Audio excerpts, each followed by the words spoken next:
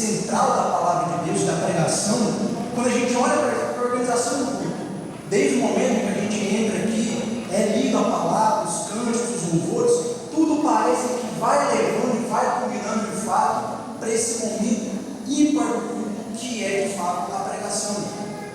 E por ela ter esse aspecto tão central, muitas pregações ficaram famosas ao longo do tempo. Uma especial do evangelista norte-americano chamado Jonathan Edwards ficou muito famosa durante os anos, uma pregação chamada Pecadores às mãos de um Deus errado. Talvez você deva ter ouvido em algum momento, alguém citando, ou lendo um livro sobre pregações. É uma pregação que ficou muito famosa. Mais de quase 300 anos que o homem morreu e a gente continua falando da pregação dele. De tamanho poder que foi a presença de Deus naquele culto, como as pessoas dizem. Mas a gente não precisa ir tão longe para falar de boa pregação. Talvez você, ao longo da sua caminhada, tenha visto boas pregações, tenha testemunhado boas mensagens ali, e talvez você tenha até aquele pastor, seu aquele pregador, seu favorito, que você gosta de ouvir, você fala assim, isso aí é um de Deus. Que você vai naquele momento seu, coloca no YouTube, escuta, você tem aquele momento seu que você gosta de estar escutando. E é só ver muitas vezes a cara do fulano dentro ali dos banhos, né, que você fala, já vamos comprar esse canto. A gente tem muito disso e gosta de ouvir a palavra do Senhor, porque ela fala aos nossos corações e ela enche o povo de Deus de sabedoria e de conhecimento. Essa noite a gente vai estar vendo um pouco sobre mais uma pregação, sobre um sermão, mas que diferente desse daqui, não foi pregado numa bela igreja como essa daqui, não teve um microfone, não teve um bom púlpito como esse. Foi uma pregação que foi pregada no morro, a céu aberto, a voz mesmo ali falando, bem evangelístico mesmo, mas que diferente de todas essas outras, ela tem poder até hoje para mudar a minha e a sua vida. Essa noite a gente vai ver um pouquinho mais sobre o Sermão do Monte e principalmente o que significa ser pobre de espírito. Por isso eu até tenho um tema para essa pregação que é pobres, porém felizes. Amém? Eu gostaria de dar de novo com os irmãos, versículo 1 e 2 que diz: Jesus viu as multidões subir ao monte, assentando se aproximaram-se dele, e os seus discípulos, e abrindo a boca, os ensinavam. O Evangelho de Mateus é um evangelho que comunica muito sobre o reino de Deus e sobre a vida do reino de Deus. E a gente percebe muito isso de maneira muito clara, já logo no início do Evangelho, onde a gente apresentava a genealogia de Jesus. E ali é apresentado de uma forma muito minuciosa, bem clara, ao ponto que finaliza a genealogia com Mateus dizendo: filho de Davi, filho de Abraão. Uma forma muito clara de dizer: olha, esse daqui para quem eu vou apresentar a vocês, esse aqui de quem eu vou falar para vocês nesse momento, dentro desse livro, ele é o nosso rei. Ele é rei porque ele é filho de Davi. Mas ele não é um rei qualquer como o Império Romano que está sobre nós, que se diz com uma autoridade sobre nós, mas que não é dos nossos. Não, ele também é filho de Abraão. Ele é do nosso povo. Ele participa da comunhão junto com a gente. E você continua vendo isso quando começa a falar também, depois do início ministerial de Jesus, com o seu batismo, e a gente vê muita coisa ali dentro do batismo de Jesus, depois com a aprovação e a sua vitória sobre Satanás no deserto. E agora a gente se depara aqui dentro do capítulo 5 do Evangelho de Mateus, onde a gente tem ali então Jesus dando de fato esse start e apresentando de fato o reino dos céus àqueles, não somente as pessoas que o ouviram, mas também os seus discípulos, que também teriam o trabalho de dar continuidade ao seu ministério de geração em geração. Então nos deparamos de fato com o capítulo 5.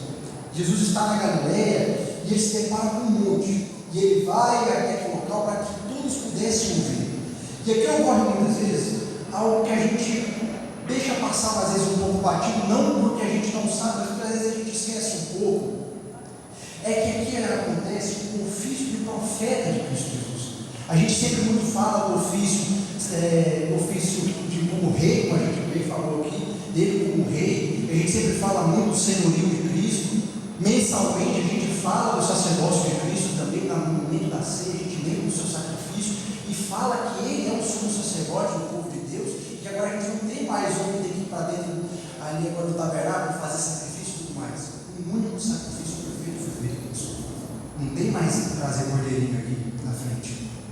Mas também a gente é apresentado ao ofício profético de Cristo Jesus, que é esse ofício de falar e ensinar o povo sobre a vontade de Deus. Muitas vezes a gente fica com o profeta na cabeça de esse entendido, mas o profeta também, dentro do contexto bíblico, é aquele que leva a palavra de Deus para o seu povo. E é isso que a gente se depara neste momento aqui. Esse sermão aqui, nós somos apresentados esse ofício de Jesus, e ele tem algumas divisões. Essa primeira, que é das bem-aventuranças, depois sobre o reino dos céus, que a gente vê um pouco mais à frente, e também algumas administrações, algumas lições sobre quem quer de fato entrar dentro desse reino dele. E então a gente começa dentro dessa pregação vendo um primeiro exemplo, uma primeira palavra que chama muito a nossa atenção, que é bem-aventurados. E aí fica a pergunta: o que é ser bem-aventurado? Talvez se a gente perguntasse para as crianças, alguém que tem cheio de aventuras, alguém que tem muitas aventuras por aí.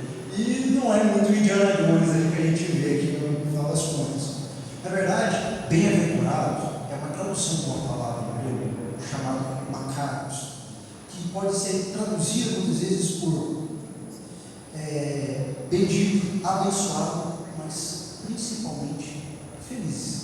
Sim, felizes. Se você durante a sua leitura bíblica quiser em algum momento, ao invés de ler bem-aventurados, ler felizes, vai ser praticamente a mesma coisa. Não vai interferir.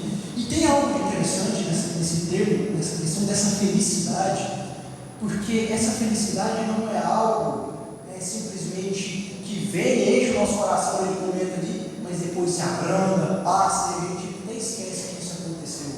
Como aquela felicidade de ter recebido muitas vezes um aumento do chefe, ter acontecido uma coisa boa ali com a gente ali. Não, essa palavra aponta para uma felicidade que é duradoura, ou seja, uma felicidade que vem e fica.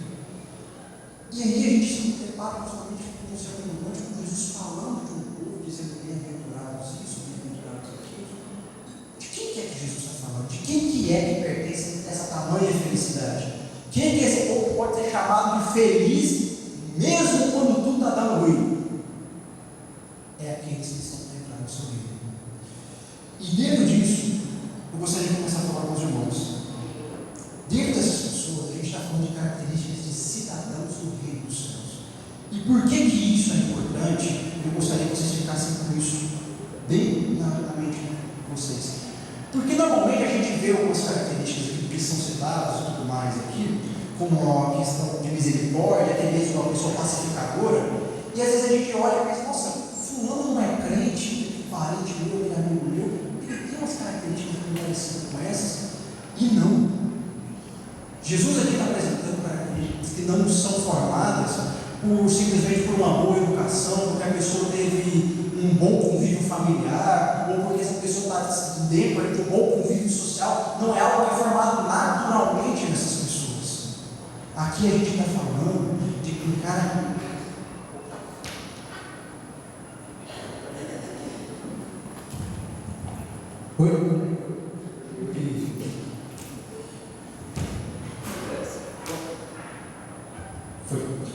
são características espirituais. E por serem características espirituais, a gente não está falando de coisas que aparecem nada, mas que são forjadas pelo Espírito Santo do povo de Deus através do novo nascimento. São coisas que estão na gente, que não podem simplesmente ser formadas por coisas externas.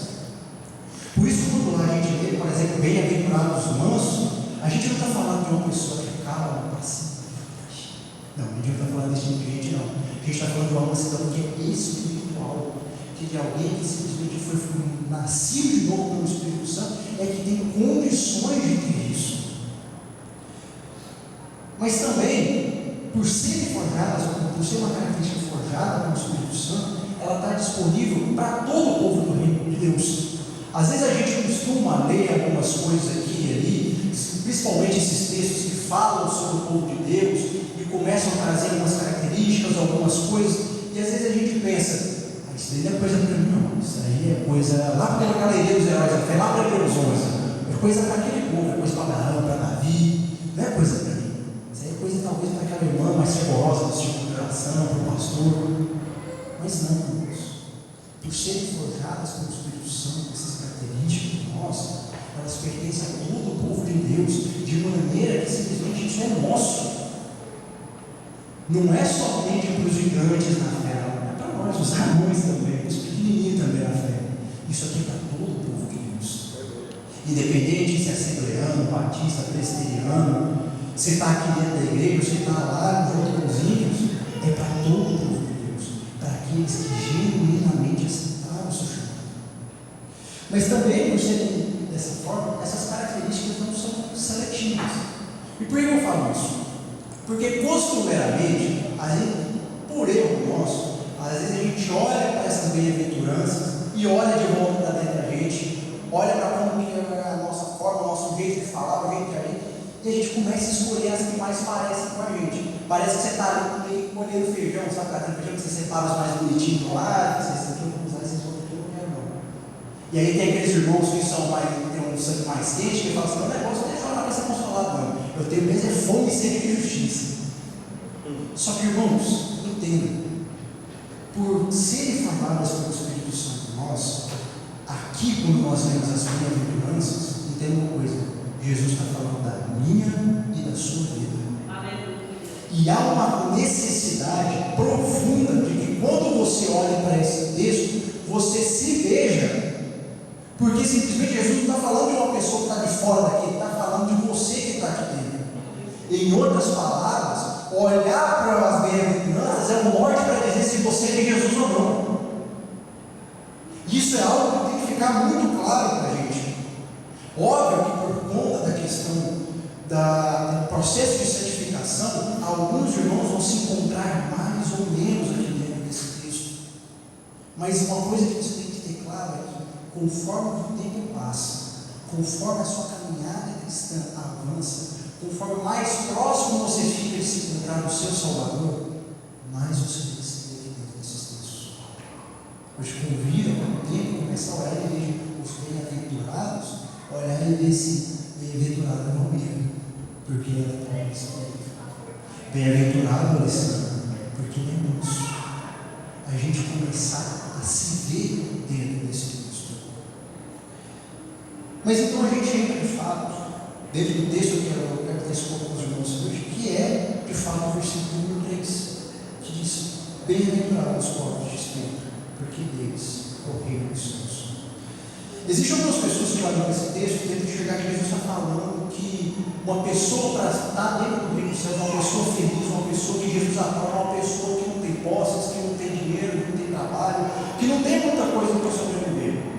E alguma dessas pessoas olham e falam assim: não, se a pessoa tem condição de miséria, é disso que Jesus gosta. Se a pessoa não tem nada, é disso que a Bíblia está falando. E alguns chegam até a fazer voto de pobreza, como por exemplo no caso dos alguns ali, que é o caso do meu irmão, gente, dos franciscanos.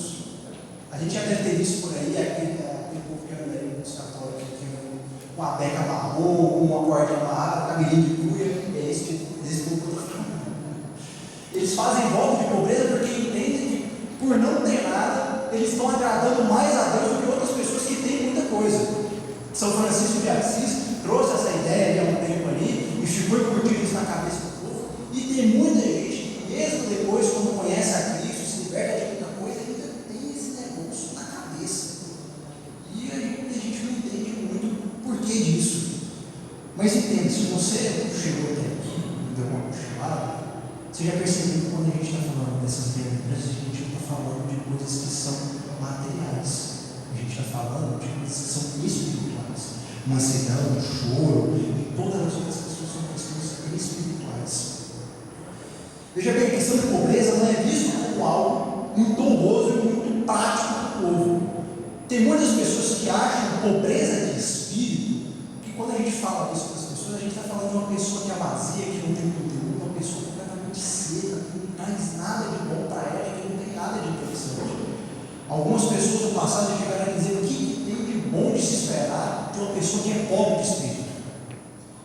E ao mesmo tempo que a gente vê algo no nosso mundo aí afora, dizendo que não é tão bom ser considerado como pobre de espírito, a gente também olha para alguns textos da Bíblia e vê a gente sendo convocado a ser cheio do Espírito Santo, a buscar os dons espirituais, a crescer em Deus e ser fortalecer o seu espírito. E aí fica uma pergunta: como é que a gente lida então com o texto que parece que, se a gente olha para o mundo, não encaixa, se a gente olha para a nossa vida, parece que não está tão ligado, parece que não tem tanta coisa que está conversando entre si, mas ao mesmo tem que ser apresentado como bom pela própria boca de Cristo. O primeiro passo é entender que tipo de pobreza é essa que Jesus está falando. Quem que já ouviu aquela expressão, vender o almoço para comprar janta? Certeza que alguém já ouviu essa expressão. E normalmente a gente fala isso para falar de uma pessoa com uma situação muito ruim, muito complicada. Talvez até o próprio pastor ali, o seu querido ali na área, deve ter encontrado um pessoal que se encaixa dentro desse tipo de condição. Só que entenda, Jesus aqui está falando de uma pessoa que não tem nenhum almoço para ele. Quando a gente fala de pobreza de espírito, a gente está falando de alguém que se vê no estado de completa miséria, ou em outras palavras, alguém que espiritualmente não possui nada em si mesmo. Entenda, a Bíblia aqui não está falando que existem pessoas que são ricas espiritualmente e outras que são pobres espiritualmente, mas se apontando para uma realidade toda racional diante de Deus, a realidade que não possuímos nada para poder oferecer pela nossa salvação. É alguém que se vê pequeno, necessitado diante de Deus. De novo, não é pobreza de é pobreza de espírito. Você se vê como alguém pequeno diante de Deus? Eu pergunto isso porque o chamado do mundo que a gente vive é: você tem que ser forte, você tem que se exaltar diante das pessoas, você não pode se acomodar diante de como você está, você tem que crescer. Só que quando a gente olha para o chamado desse mundo, para ser poderosos, ele é completamente diferente do chamado nosso. O chamado de Jesus Cristo é um só. Se reconheça que você é pequeno diante dele. Reconheça a limitação da sua força. E a gente faz muito disso. Lembra em alguns momentos, mas esquece o outro. A gente lembra da nossa fraqueza diante de Deus nos momentos de oração, mas mesmo quando o Senhor fala no nosso coração, a gente gosta de fazer o que a gente quer, isso por conta própria, não é? A gente muitas vezes obedece a voz de Deus e fala assim: não, eu sou bom do meu nariz, eu dou conta de fazer as coisas que eu quero fazer, não é? Ser pobre de espírito é entender que Deus de tudo, que a gente, na nossa situação diante de Deus, não é de igual para igual, é que a gente chega diante dele de cabeça baixa, para ouvir. Um comentarista chamado Jeremiah Burns escreveu o seguinte nesse texto: o homem que se vê verdadeiramente pobre de espírito é o que se vê como vil e perverso. Não importa qual excelência externa ele tem, ainda assim ele sabe que é vil e perverso. Os pobres de espírito aqui que Jesus está falando não são aquelas pessoas que ficam falando assim: ai meu Deus, eu não presto para nada, eu não sirvo para nada, Senhor, aqui na sua obra eu sou mais fraco, simplesmente isso. Não, Jesus não está falando desse tipo de pessoa, eu não consigo nada. Não é desse tipo de pessoas que Jesus está falando. Jesus aqui está falando de pessoas que podem sim ser pessoas que têm condições financeiras muito boas, pessoas que dentro da onde trabalham, o que fazem, são pessoas muito boas, são pessoas excelentes e que podem ser até mesmo pessoas brilhantes. Mas que apesar de tudo isso, apesar de tudo que essas pessoas têm, elas entendem que a sua realidade espiritual, se depender de si mesmo, é terrível. São pessoas que se achegam diante de Deus, mesmo com tudo que tem, possuem, e falam: Senhor, não se apague a sua revelação, a sua face de ti. Ouve a minha oração, porque pequenos. É esse tipo de pessoa que Jesus fala. Talvez você tenha alguma coisa que você olha e fala assim: eis aqui o meu valor, eu sou uma pessoa de prestígio por conta disso. Talvez seja algo no seu corpo, algo na sua personalidade, algo que você olha e se orgulha muito, talvez uma conquista financeira, um concurso que você tenha passado, talvez algo dentro da sua empresa, depois talvez de tantos e tantos anos ali, batalhando, finalmente você olha e fala assim: isso aqui é o meu valor. Ou quem sabe, os anos de servidão dentro da casa de Deus, de maneira piedosa, fazem você olhar: eu sou uma pessoa que critica por conta disso, eu sou uma pessoa de valor por conta disso. Irmãos, saiba que se você olha tão somente para essas coisas e depende tão somente disso, nada irá te salvar diante daquele que é Senhor de toda a terra. O que eu e você temos que entender é que diante dele nós nos achegamos bastante. as mãos vazias. As mãos vazias. E não é muito por acaso que vemos que essa pobreza caminha junto com o aspecto da salvação. Muitas vezes a gente olha para essas questões e se esquece como que elas se relacionam com o outro e como que, de fato, nós somos chamados de fato para ser cidadãos do reino, para ser encontrados com esse espírito de pobreza, sem convicções próprias. Em Lucas 18, a gente é apresentado um rapaz que se apresenta diante de Jesus e que fala assim: Senhor, desde a minha mocidade eu tenho feito tudo, eu tenho sido um exímio cumpridor da lei, eu faço tudo com o maior zelo, com o maior cuidado. E Jesus, diante daquilo ali, ele vai confrontar aquele jovem, dizendo para que ele pegasse tudo que ele tinha e repartisse com os pobres. Diante daquilo ali, a gente vê um rapaz que antes chegou completamente empolgado ali para estar junto ali do povo de Deus ali, que agora baixa a cabeça, sai triste e simplesmente fica uma coisa um pouco ruim ali no meio. E aí Jesus solta uma pérola, assim para dizer, que às vezes a gente bate a cabeça para poder entender que Jesus diz que é mais fácil um cabelo passar pelo fio de uma agulha do que um rico entrar no reino dos céus. Mais uma vez parece que a gente, Jesus não gosta muito de gente que. Mas não é bem isso. Ao longo do tempo, muitas pessoas tentaram dizer e entender o que é esse camelo, o que é essa agulha. Algumas pessoas já falaram que talvez era uma passagem no meio das montanhas que era muito apertada, que simplesmente os mercadores que vinham com o cabelo não conseguiam passar. Outros diziam que era uma porta ali em Jerusalém, que era de ferro, e os animais tinham que passar de joelho e tudo mais. Mas entendam, apesar de todas essas possibilidades que a gente vê, eu particularmente não concordo muito com elas. Porque a forma como Jesus fala realmente aponta para algo que é impossível. E isso fica claro quando os próprios discípulos viram e falam assim: Senhor, assim, quem é esse Salvador? A gente vê um espanto naquele povo ali, porque simplesmente, o que você está falando? A gente vai salvar a igreja, mas aí a gente ouve da própria boca de Jesus dizendo que aquilo que é impossível para os homens é possível para Deus. No capítulo seguinte, no capítulo 19, a gente é apresentado um outro rapaz também, um outro homem, chamado Zaqueu, um publicano, um colhedor de impostos, e que muito provavelmente, por ser colhedor de impostos, estava talvez na mesma situação financeira que aquele rapaz, só que melhor. Mas se começou a encontrar com Jesus, e quando Jesus fala que quer visitar a casa dele, acontece algo interessante, que é, antes de ser citado qualquer coisa relacionada aos seus bens, ele simplesmente olha e fala: Senhor, eu vou pegar tudo que eu tenho, vou repartir com os pobres, e se eu tiver tomado algo de alguém a mais, eu vou restituir com a cabeça. E aí Jesus diz: veio salvação dessa casa. E aí ele continua: porque o Filho do Homem veio para salvar pessoas perdidas, como este homem. Entenda, ali naquela ocasião, o camelo passou pelo fundo da agulha.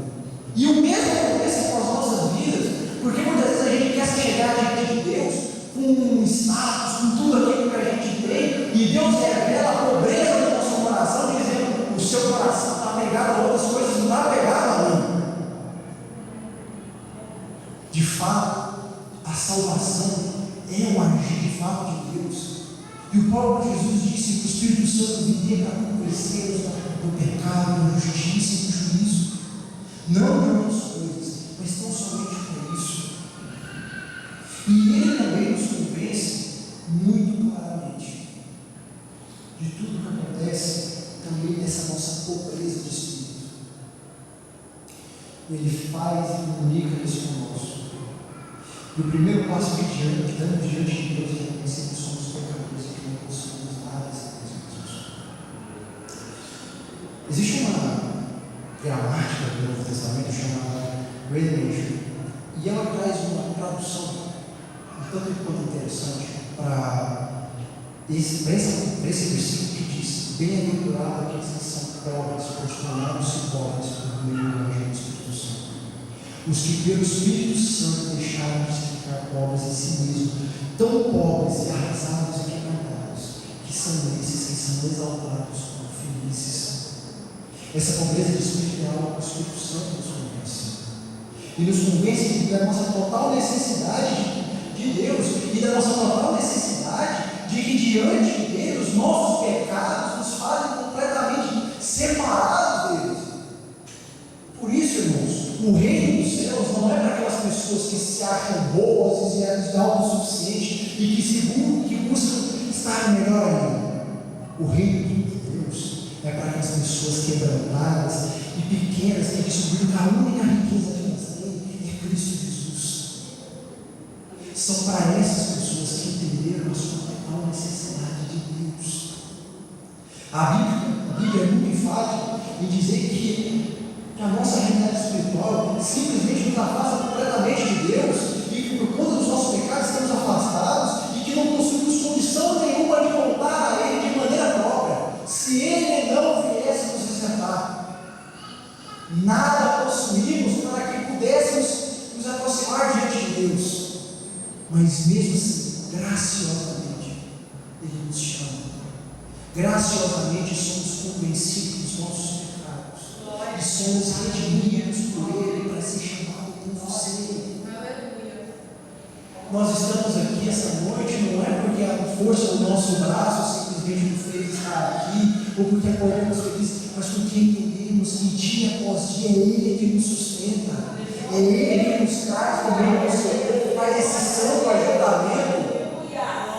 Estamos aqui porque é Ele que nos conduz. E vendo de fato isso, Paulo, quando está tratando aos Efésios, lá no capítulo 2, ele vai dizer sobre a realidade da nossa realidade, ele vai dizer que nós éramos levados por este mundo. A expressão ali, o que o texto quer dizer, são pessoas que são levadas pela corrente, quase como se fosse um animal sendo puxado. Mas mesmo diante de tal situação, Ele graciosamente nos chama por meio do seu sacrifício. Essa nota que era a nota acusatória diante do seu povo é rasgada. E é por isso que nos gloriamos nele. E é por isso que nós olhamos para Cristo como de fato o Senhor é a autor da nossa salvação. Paulo, lá em Romanos, no capítulo 4, ele vai dizer: o que diremos, pois, nós sobre a nossa carne? O que ele alcançou? Porque se tiver sido justificado pelas próprias obras, tem do que se gloriar diante dos homens, mas não diante de Deus. Aí ele vai citar Gênesis capítulo 15, dizendo: o que diz as Escrituras? Abraão creu em Deus e isso foi imputado por justiça. Irmãos, nada trazemos em nossas mãos senão os próprios méritos de Cristo. Toda sorte de dons, talento, tudo que nós executamos é graça dele. Foi nos dado para nós podermos administrar, mas tão somente porque nós reconhecemos a nossa total necessidade diante dele. Tudo é dele. Nos gloriamos nas nossas fraquezas para que o poder de Cristo habite em nós. Nós não andamos diante do povo de Deus com o nariz erguido, dizendo que nós podemos, nós não fazemos, não. O verdadeiro servo de Cristo, aquele que é encontrado como feliz, é aquele que olha para si mesmo e diz: Senhor, perdoa os meus pecados, porque eu sou miserável. Nada posso. Não é como aquela história que a gente vê do publicano, que diz: ó Senhor, como eu sou grande, como eu sou poderoso. Não. O pobre de espírito, aquela pessoa que Jesus está dizendo: esse aqui é feliz. É aquela pessoa que se dobra de joelho e reconhece a sua única dependência e sustentação. É aquele que vincula de fato a única paz para a vida dele é Cristo Jesus. Por isso que nós somos chamados primeiro a entrar no reino dos céus reconhecendo isso. Não tem como entrar no reino dos céus cheio de soberba, cheio de si mesmo, com o coração completamente impedificado por conta dos seus pecados. A primeira condição que faz nós é colocar o nosso coração de pedra, colocar o coração de carne que é sensível a Deus e que se humilha, que entende que de fato é um pecador que depende de Deus, um pecador que sabe que se não for o agir soberano de Deus, nada é dele. Por isso nos gloriamos nele, e para a honra e glória do seu nome, nós nos levantamos e bendizemos o seu nome. Nada trazemos nas nossas mãos, senão os méritos de Cristo.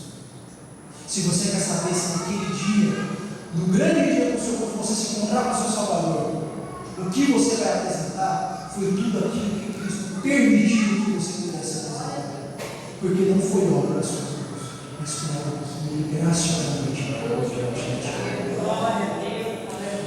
Por último, eu queria dizer aos irmãos que se você de fato entender no final dessa pregação o que é ser pobre do Espírito, que não tem nada a ver com carteira vazia e com falta de comida em casa, mas que é se enxergar completamente necessitado diante de Deus, fraco, pobre, sem ninguém, dizendo: Senhor, tem misericórdia de mim. Então, eu vou te dizer: tenha o meu reino dos céus. Naquele dia, você será chamado para perto dele, não como estranho, mas dizendo: venha para perto de mim. Venha para perto de mim, porque você é meu. Aquele dia não seremos chamados não como mais estranhos, mas seremos participantes do seu plano de amor.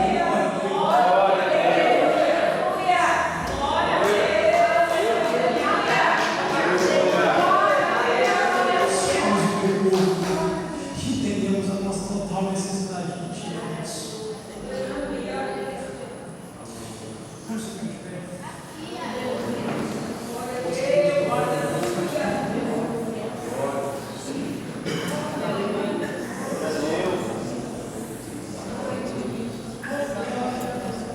Senhor Deus, nós vemos terminando de noite, Senhor, diante do Senhor, Senhor, dizer, Senhor, clamar a Ti, Senhor.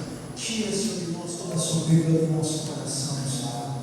Quebra, Senhor, esmigalha, Senhor, do nosso coração de pedra, Senhor.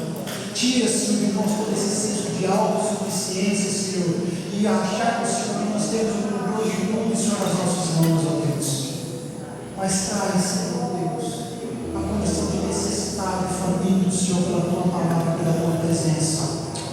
Que nós possamos, Senhor, se encontrar, Senhor, como pobres, Senhor, na Tua presença, Senhor. Que nós possamos, Senhor, reconhecer, Deus, e que essa palavra, Senhor, essa noite, Senhor, possa frutificar, Senhor, no coração dos irmãos, e que nós possamos, Senhor, nos tornar, Senhor, contigo, Senhor. Sabemos, Senhor, que naquele dia, Senhor, nós nos desfazemos, Senhor, de tudo, Senhor, que nos prendia este mundo. E não, Senhor, a nossa real e total alegria neste instante. Fala aos nossos corações e coração. Jesus. Amém. Amém.